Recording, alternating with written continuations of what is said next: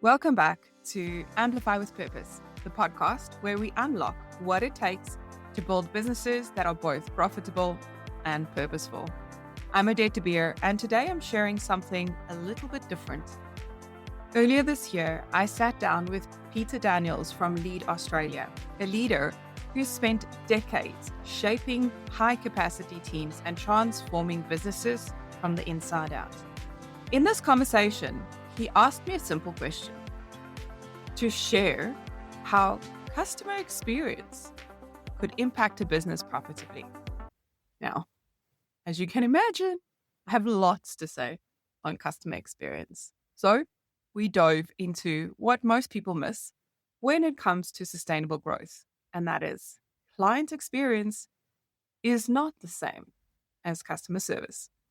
Let's cut to the clip, and then I'll come back and share a few reflections that might just shift the way you think about scaling your business.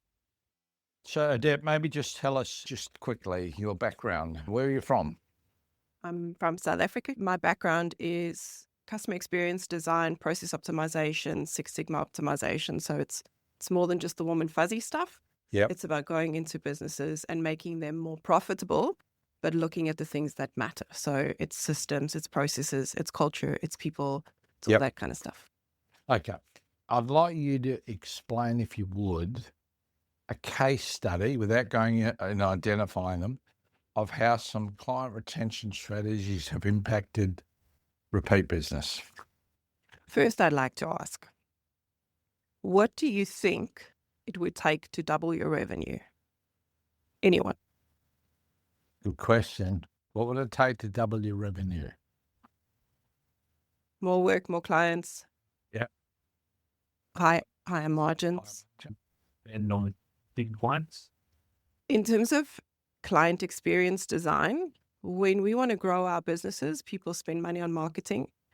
They throw people at it, or they look at what they already have. Sometimes what I already have means, do you want fries with that? Yep. That's useful, but it's not bulletproof. Because if you make the sale and after the sale, your clients experience something that's negative, they leave. So when Peter talks about client experience, many of you have said service. If service is what you're providing, then you might as well just close shop. Because service is the bare minimum and that's what you get paid for. Experience is what gets them coming back. Client experience is about, once you've got the marketing that works and they've given you their credit card or they've paid the invoice, what happens next? Client experience is a feeling more than anything else. And it's a curated feeling. And it's determined by the way that you show up. So you were saying that, are you smiling? Yeah. Did you train your team? Those are all things that impact the client experience. But it's also about the processes, the systems, the procedures that sit in the back end that either make it easier or make it harder. So we've got an insurance broker in the room. I worked with an insurer who had high churn. So most people have high churn in their business. Yeah. By implementing client experience design processes that were strategic for that business, we more than doubled their renewals annually. So we had actually a 300% increase in renewal. 300. And it wasn't even over a 3-year period. It was over a 60-day period. Because we were specific about how we dealt with those clients. So when you've got client churn, you are spending more on marketing and advertising, and you're throwing people at it. But when you're not thinking about how your client is experiencing your business, they leave. What are the things you think about? Frustrated experiences. Has anyone shopped anything from Spotlight? Yeah. Has it been any good? That sucks. Yeah. If I think Spotlight and Bunnings is up there in the same place that I just don't want to go. When people think about your business and they go, oh, no thanks, that's when you leave them. And if they feel like no thank you, then they are telling everyone else no thank you. So, sorry. So what are the things you need to do? Who here says Dear Odette, who personalizes their Yeah, most of you. That's not personalization. That's putting stuff in a CRM. Personalization, to your point earlier, I think Australia is the only place that does chips and soft serve, by the way. I don't think other people do that. Yeah. It's weird. Personalization is understanding who your client is. So who's your ideal client? And what role you play in their life, in their business. And then saying, if that's the role I play, how does my product or service fit into that? And how can it fit into that in future? So it's understanding the value chain, what you deliver for them at which point in time, and how you can then upsell, cross-sell. Yes, upsell, cross-sell is important. You should do that. Yep. But you need to do it strategically. Don't ask me if I want fries if I bought an ice cream. That's not logical. That's not what I want. But if you think about insurance, your one of your comments was, do you want cyber insurance with that? Yes. But that would be useless if I don't have like an IT system. Like if I'm doing something that doesn't require systems, you can't ask me, do I want cyber insurance? Because I'd be like, no, I don't want cyber insurance. Your job is to understand your customer better than you understand yourself. Because if you understand your customer or your client better than you understand yourself, you know how they feel, you know what irks them, and you can make it easy. This thing that's up there, it's about making it easy for them. The easier you make it for them, the better they feel about it. And if you make it hard and frustrating and it just sucks working with you or your team, they don't come back. Customer experience isn't rocket science. It's thinking about what would you want. And it's about, I see many businesses do NPS, Net Promoter Score, would you recommend us on a scale of 0 to 10?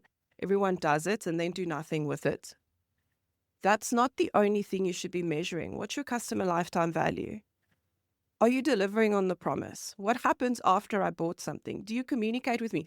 Are you actually just sending me an email to say, thanks, you are now on our list and we will be spamming you by my stuff? Yep. Because if you're doing that, you don't understand your client. Then you're offering things that they don't need, or you're offering them things that they need, but at the wrong time. So it's not just about knowing that you can upsell or what you can upsell. You have to understand when you can upsell. When is the most appropriate time to do it? In my experience, the best businesses that has the best client experiences are the ones who care about their clients. If you don't care about your client at the core, and I don't care what kind of business, engineering, construction, it doesn't matter, because behind that business is a person that has feelings. And when they feel positively about your business, they will buy from you again. So customer experience is simple. The way I feel about your business influences what I think and my perception of your business. And that perception influences what I do. So if I feel negatively, I feel frustrated, I feel like I'm just another number, I perceive your business to not care, therefore I leave. But if I feel like you care about me, now I look at you in a different perspective. Think about all of your frenemies that you've had growing up. The people who were friends, you were like, they can do no wrong. Even when they do, you're like, oh, it's okay. Yep. But the people that you know didn't care about you, you were like, oh, I actually can't. And they said the wrong thing and they actually didn't even mean to, but now you crucify them. It's the same with your customers. If you make them feel bad, they will think that you're a baddie and they won't buy from you. It doesn't matter that you've got the best product or service.